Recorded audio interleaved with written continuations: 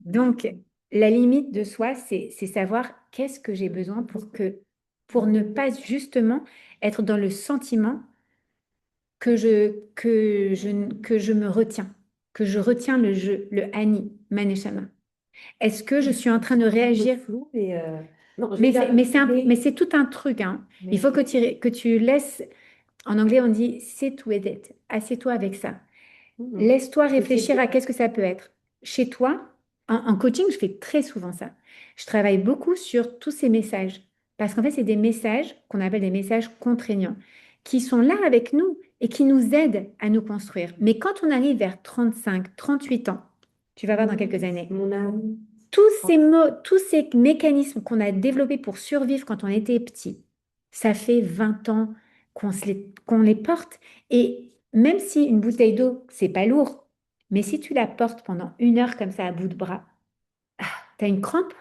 Ben, quand ça fait 20 ans que tu portes ces mécanismes de survie avec toi, que ce soit euh, être un people pleaser, faire plaisir aux autres, que ce soit s'effacer pour faire de la place pour l'autre, que ce soit euh, quand, tant, n'importe quel message qui t'a permis d'exister, qui t'a permis de survivre, qui t'a permis de croire que grâce à ça, tu vas être aimé de tes parents.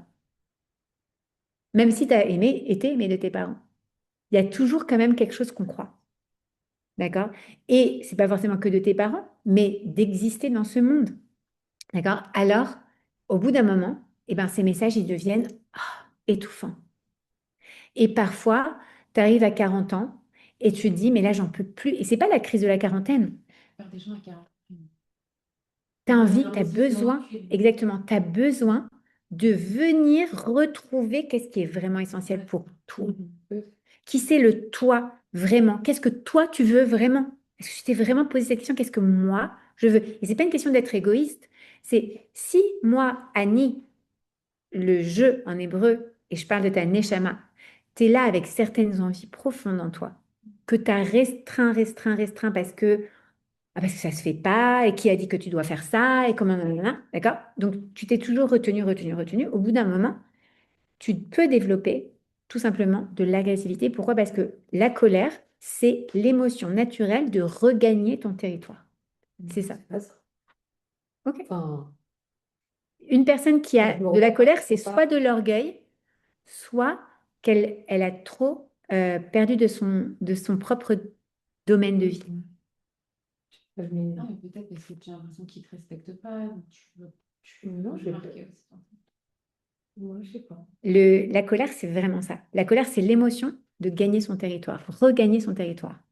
Après, on ne se rend pas forcément compte de ce que ça veut dire. Mais des fois, par exemple, je me dis, bon, allez, tu sais quoi? Je vais pas m'énerver, je vais laisser tout faire. Mais ça, c'est une Mais, erreur. bah oui, bah justement, je le fais pas. Justement, mais je me dis, mais attends, je suis tarée, je peux pas leur tu vois, Mais genre, bien comme sûr si que non. Tu dois je établir me un timide, cadre, ton rôle, non, mais des fois, je me dis, bon, mais tu sais tu n'as quoi? pas Je besoin. peux pas m'énerver. Et imagine par exemple, imagine que je laisse tout faire, mais L'énervement, il t'as plus vient qu'à pédale. justement, ben c'est ça, l'énervement, en Mais tout cas avec tes enfants, mais là c'est encore quelque chose de différent. L'énervement avec les enfants vient du fait qu'ils ne respectent pas les règles. C'est tout. Ouais. oui, Donc oui. les règles, Ah c'est oui, ça la limite. Ben oui, ben une règle, c'est une limite. Oui, mais la question, en fait, qu'elle se pose et qu'on se pose tous, c'est comment tu fais respecter des règles quand eux ne les respectent voilà, pas t'as vite en fait, fait. voilà, Eh bien, voilà. tu dois établir, Non, on mais va c'est le pas voir, la on va le voir Discuter quand de on toi. parle. à chaque fois, après, parce que peut-être qu'ils sont Bien sûr, petits, moi, mon manque de respect, j'ai du mal à garder mon Bon, calme. bon. bien sûr. C'est récurrent parce que Mais le Même respect, chose, oui. en hébreu, c'est le kavod, c'est marqué que quelqu'un a du poids, c'est-à-dire il occupe un espace. d'accord, Donc mais c'est quand pareil. sur mon Là, espace, en fait, c'est que tu respectes pas la limite. ouais. C'est pareil, c'est toujours un problème de limite. La colère, c'est toujours un problème de la limite, elle n'est pas au bon endroit. Ah, mais je vois pas moi ma limite à moi. C'est Bien pas sûr. ma limite à moi. Mais c'est Tu vois. pareil, c'est parce que toi, tu dois savoir poser ta limite. Est-ce que si lui, en tant qu'enfant, après ça dépend quel âge il a, ça dépend, mais si lui, en tant qu'enfant, d'accord, depuis qu'il est petit, il a bien eu les limites établies, en général, il n'y a pas de problème de... Après, il y a l'adolescence. L'adolescence, c'est... Non, mais c'est on- l'adolescence, mais en fait, Bien sûr, parfois, ils se rendent même pas compte, en fait. bien sûr. Et c'est aussi qu'on est dans une culture C'est qui est pas une différente. je sais pas, il y a de respect. Exactement. C'est comme ça. Toi, tu l'as pris comme ça. Donc, ça me met hors de mes mots. Exactement. Donc, c'est encore une fois un problème de limite. Mais c'est pas forcément, ça peut être, tu peux aussi exprimer que tu n'es pas d'accord avec, avec la manière qu'il a sans t'énerver. C'est tout à fait possible.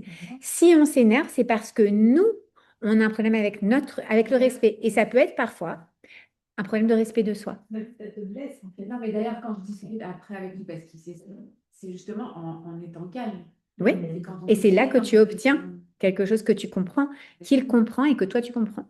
Et que vous arrivez à placer la bonne truc. Mais en fait, le problème de respect, te connaissant, c'est pas un problème d'orgueil, mais pour certaines personnes, c'est un problème d'orgueil. La colère, c'est soit l'orgueil, et l'orgueil, c'est quoi? C'est un problème de place également. L'orgueil, c'est je considère que ça, c'est moi. Et je suis pas D'accord? du tout comme ça, par exemple. Ben, je sais, justement. Non, C'est pour ça que je te dis, donc c'est pas ton problème. Et tu manques souvent de Bien temps. sûr, ou les autres. Voilà. Mais Mais de voir, peut-être tu trouves quelque chose, mais Mais Le... l'orgueil, c'est le respect, c'est un problème de limite.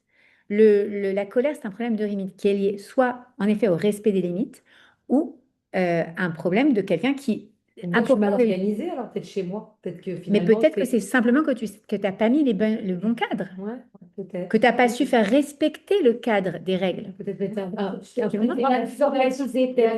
C'est pas une question d'organisation dans ta maison, mais par exemple, si tu dis voilà, les lois de la maison, et tu prends 5 lois qui sont les lois de la maison, ces lois-là, tu les fais respecter. D'accord? Et c'est pas nécessairement en hurlant, comment tu n'as pas raison, hein? D'accord? Voilà, c'est une loi et c'est comme ça. Et cette loi-là, on doit la respecter. Si on ne la respecte pas, il y a les conséquences. J'ai pas peut-être des règles pas assez strictes. Et ben, Et en fait, du coup, c'est des fois, en fait, t'as pardon, bien sûr, et je m'énerve de peut-être des parce règles que que j'ai pas. exactement, donc Ouais, je suis en train de- là, c'est une limite. Tu comprends?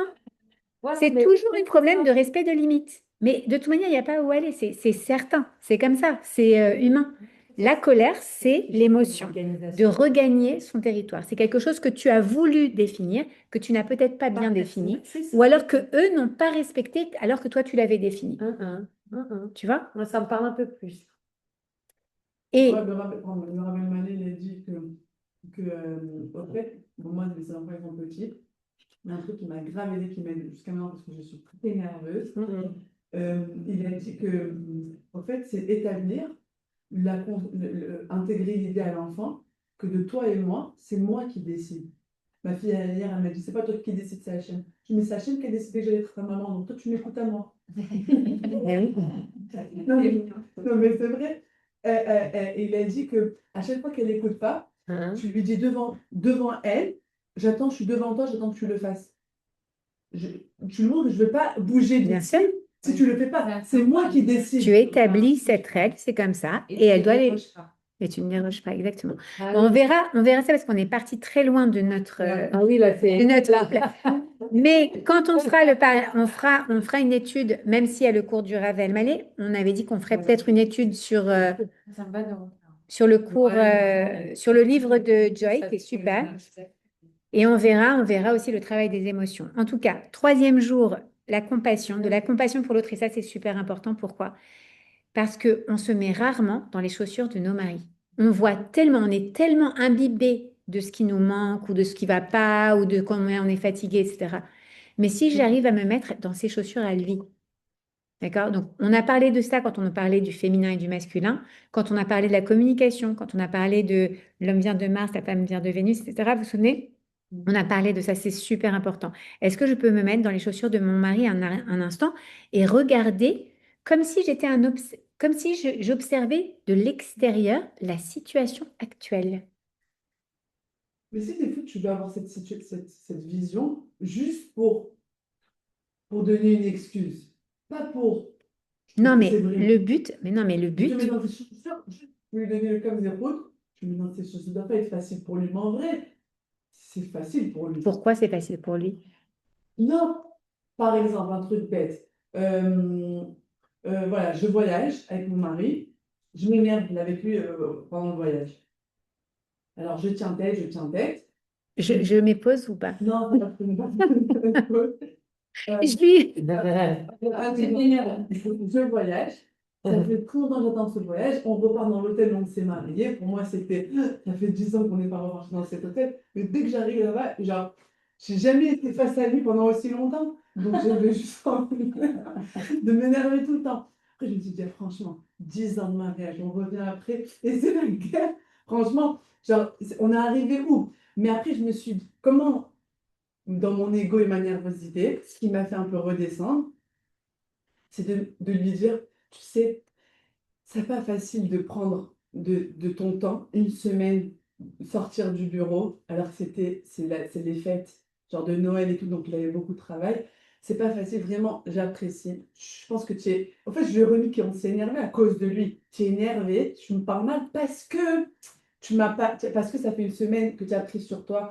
Genre, c'est la Et fête et. ça t'est pas venu à l'idée que vous avez tous les deux eu une année très fatigante.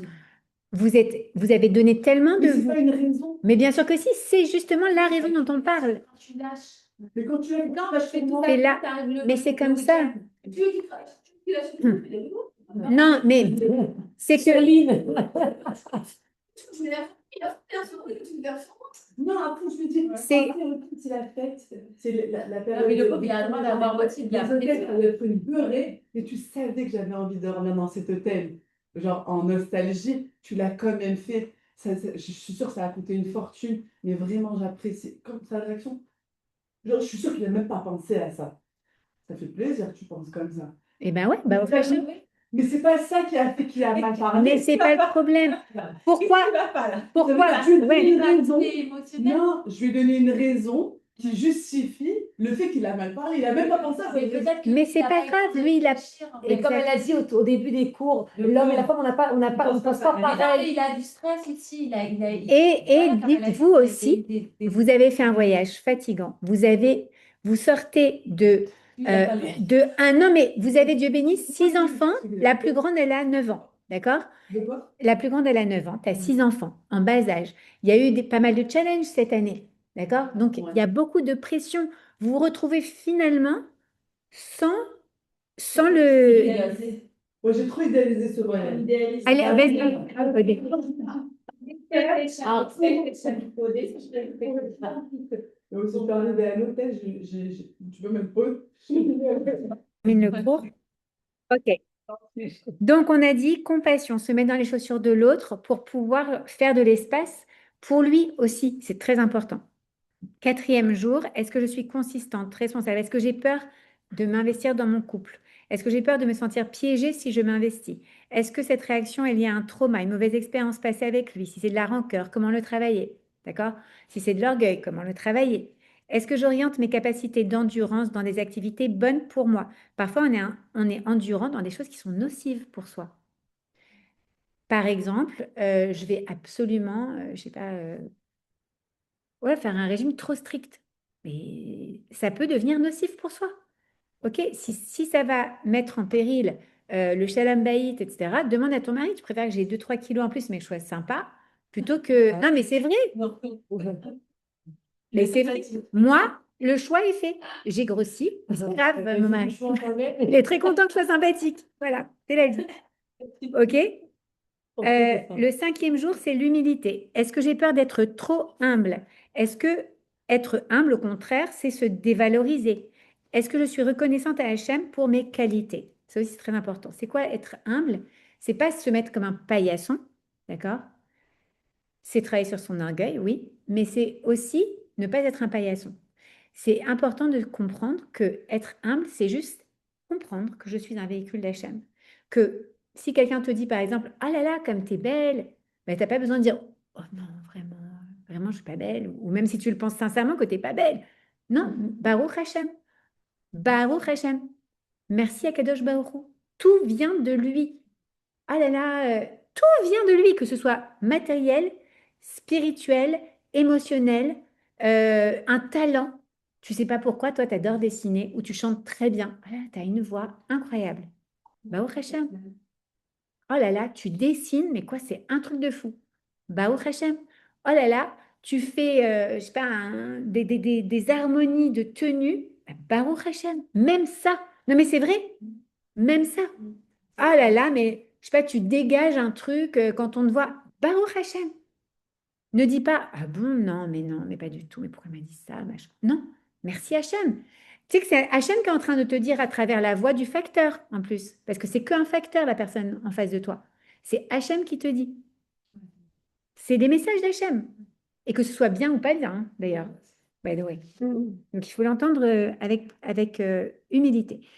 6e jour, est-ce que j'éprouve des difficultés à créer un lien avec mon mari? Ça peut paraître bête, le 6e. Ça peut paraître bête, mais pour certaines personnes, c'est pas facile d'avoir confiance.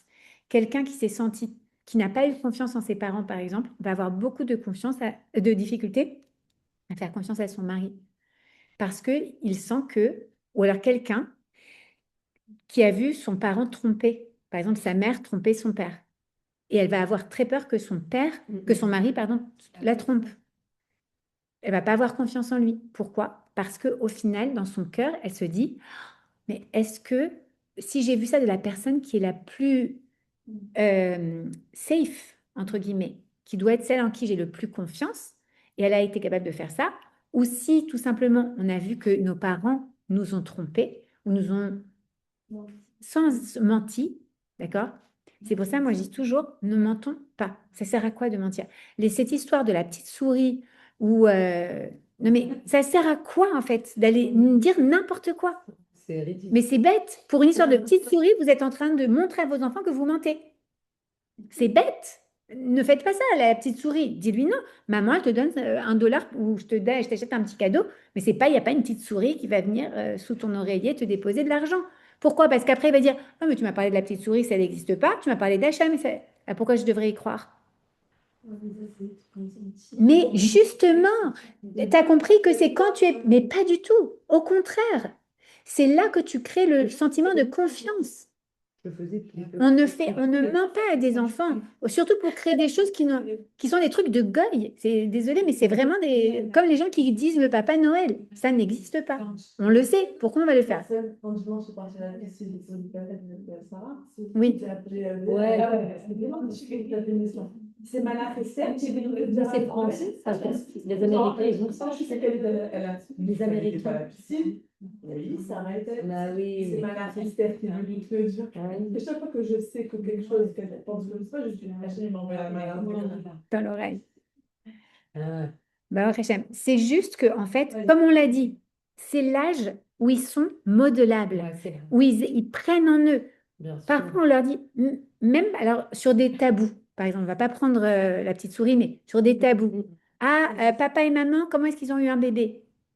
Ah, alors, tu vois cette bouteille de lait? Genre, vous vous souvenez la pub Lactel? Non. Ils ont mis. Papa, il a mis une petite graine dans la terre, maman l'a arrosée et puis il y a eu un bébé dans un chou. Non. Non, mais vraiment, il y a des gens qui racontent l'histoire du chou, d'un chou ou d'un truc. Papa, non, un papa et une maman qui s'aiment très fort Ah oui. ont un bébé. Hachem leur envoie un bébé. Oui, voilà, comme ça. Ouais. Mais, eh ben oui, chaque âge a son truc. Mais papa et maman, Il n'y a pas de dessin. Il n'y a pas de... à chaque âge. Et il y a des âges où c'est important de dire plus Non, clairement. c'est vrai. Et pareil, dans le cours de Rabbi Moshe de la semaine passée, d'accord, ouais, il faut l'écouter. Il explique aussi ça. Les gens qui ne parlent pas de la Brit Mila, par exemple, et des difficultés que ça peut causer chez les adolescents, alors, il faut leur expliquer que que ça peut être compliqué, que quand tu regardes une fille ou quand tu touches une fille, eh ben, ça peut créer des désirs et qu'après, c'est très compliqué, etc., de les retenir, ces désirs. Donc, il faut parler. Il faut savoir que nos enfants, ils puissent venir nous parler de tout. On verra aussi un livre, si vous voulez, qui s'appelle From Boys to Men, que j'ai mentionné à un moment, voilà, qui est très très bien et qui explique à quel âge faire parler de quoi. D'accord? On fera un cours là-dessus si vous voulez. Et on peut dire à quel âge parler de quoi et comment introduire les sujets. Mais on ne dit pas n'importe quoi à ses enfants. Parce que l'enfant, il se dit, ah ben, maman, elle me ment. C'est pas comme ça que ça se fait. Il vaut mieux qu'il apprenne par nous plutôt qu'il apprenne par quelqu'un d'autre en plus. Ça fait du sens. Un papa et une maman, un mari et une femme qui s'aiment très fort, Hachem leur envoie Mhm. un bébé. Moi, je l'ai avec moi. Et exact. S'ils sont trop petits, ouais. Si elle est trop petite pour comprendre, si l'enfant est trop petit pour aller davantage, alors on dit juste, et quand tu seras plus grande, je t'expliquerai la suite. D'accord? Mais voilà, et si, ah non, mais je veux savoir, eh bien, Chaque chose en son chaque temps. chose en son temps, ou on verra tout le truc. D'accord? Mais c'est important de vraiment avoir confiance en ses parents. Pourquoi? Parce que ça crée notre manière de nous relationner à l'autre et surtout à l'autre qu'on aime, donc à son mari. Donc, être pour avoir confiance. Si tu le fais pas, Fais-le. ils sont derrière. Exactement. C'est anodin, mais au final, Ouais. C'est pas anodin. Là, je peux la faire. OK? Le programme l'a dérouté. Exact, c'est compliqué. 7e jour, la royauté, c'est quoi? C'est la sérénité. C'est apprendre à être en accord avec notre neshama, avec notre vrai moi. Essayer de comprendre ce qu'Hachem attend de moi et essayer d'être en congruence, donc aligné avec ça au sein de ma famille. OK? Si pendant la semaine, il y a une bédika qui n'est pas propre, qu'est-ce qu'on fait? Comme on a vu la semaine passée, on fait une petite enveloppe, on met la bédika à l'intérieur, on utilise un crayon qui n'est pas rouge ou noir, donc un stylo qui n'est pas rouge ou noir. Pourquoi? Parce que ce serait tellement dommage qu'il y ait une tache rouge liée au crayon, enfin au stylo ou au marqueur, qui viennent sur la bédika alors qu'il n'y avait pas de rouge. D'accord? C'est trop bête. Donc, utilisez du bleu et utilisez un crayon à papier si vous voulez, mais n'utilisez pas de noir non plus parce que pareil, on a dit rouge et noir, c'est vraiment les deux. Le noir, c'est le rouge qui est asséché. Donc, autant ne pas faire ça. Autant prendre soit un crayon à papier, soit un stylo, voilà, bleu ou un truc comme ça, un truc qui n'est pas une couleur problématique, d'accord? Et vous marquez Rabbi so and so et jour numéro 2 et votre numéro de téléphone. Hop, on texte. Rabbi, je vous ai mis une bédika. Pourriez-vous, s'il vous plaît, la vérifier? Et tu la poses où? Tu la mets dans la boîte aux lettres du rabbin. Donc, tu ne le vois pas. Et on a dit la semaine passée, de la même manière que quand tu vas chez Dr Levin ou chez n'importe quel autre gynéco, tu fais un test d'urine et tu la mets dans la boîte aux lettres, entre guillemets, du laboratorien. D'accord? Tu mets ton petit test là-dedans et il teste. C'est la même chose. Vraiment, c'est la même chose. Mais tous les rabbinim ne sont pas à même de pouvoir vérifier. Rav Elmaleh ici est un excellent Rav qui check les médicotes. Il habite sur 93 et Abbott, au croisement de la rue, comme ça, juste à côté de chez Michael.